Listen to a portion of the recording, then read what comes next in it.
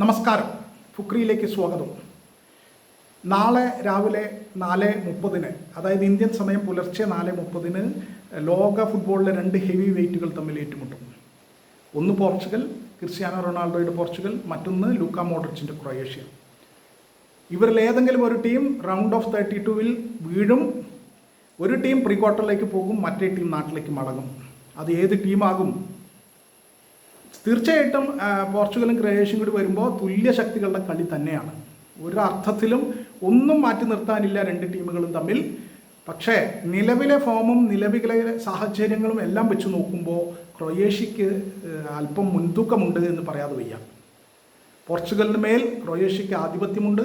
തീർച്ചയായിട്ടും അവരുടെ midfield general ലുക്ക Modric നയിക്കുന്ന അവരുടെ കളിക്ക് തീർച്ചയായിട്ടും ഇത്തവണത്തെ ലോകകപ്പിൽ കുറേ കൂടി ഒരു ഒത്തിണക്കം കാണാനുണ്ട്. ആദ്യ കളിയിൽ ഇംഗ്ലണ്ടിനോട് തോറ്റതാണ്, 2-4 ഗോളുകൾ തോറ്റതാണ്. അത് നമ്മൾ കാണാതെ പോകുന്നില്ല.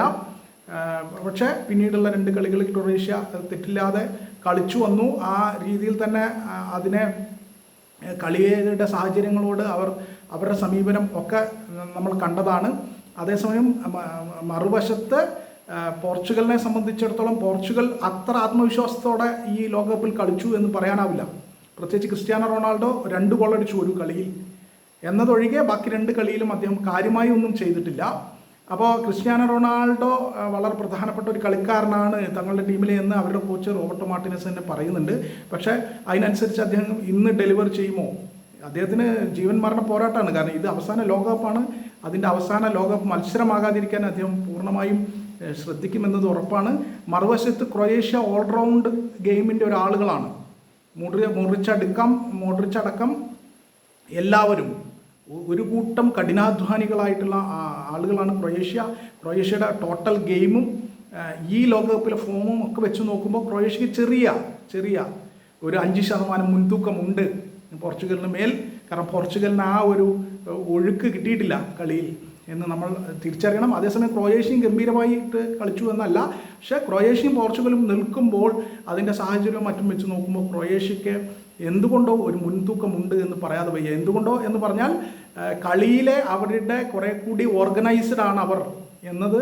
അവരുടെ മിഡ്ഫീൽഡിലായാലും ഡിഫൻസിലായാലും ഇനി അറ്റാക്കിങ്ങിലായാലും അവർ കുറേ കൂടി ഓർഗനൈസ്ഡ് ആണ് പോർച്ചുഗലിനേക്കാൾ എന്നാണ് ഈ കഴിഞ്ഞ ഗ്രൂപ്പ് സ്റ്റേജിലെ 3 മത്സരങ്ങൾ വെച്ചിട്ട് 2 ടീമുകളെയും പരിശോധിക്കുമ്പോൾ നമുക്ക് മനസ്സിലാവുക.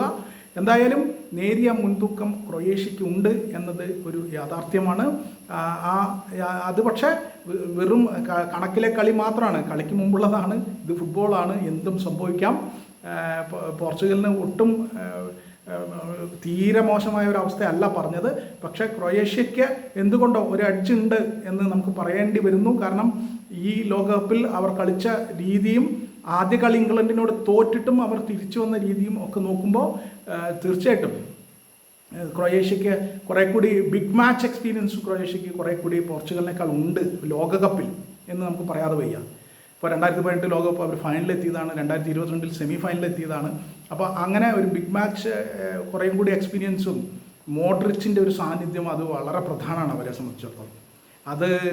അത് നമ്മൾ പ്രത്യേകിച്ച് അദ്ദേഹം ഒരു മിഡ്ഫീൽഡിൽ അദ്ദേഹം കളി മെനഞ്ഞെടുക്കുന്നത് കൂടി ആയതുകൊണ്ട് സ്വാഭാവികമായിട്ടും ക്രൊയേഷ്യക്ക് കുറച്ചുകൂടി മുൻതൂക്കം പോർച്ചുഗലിന് മേൽ കൽപ്പിക്കേണ്ടതുണ്ട് എന്ന് തോന്നുന്നു.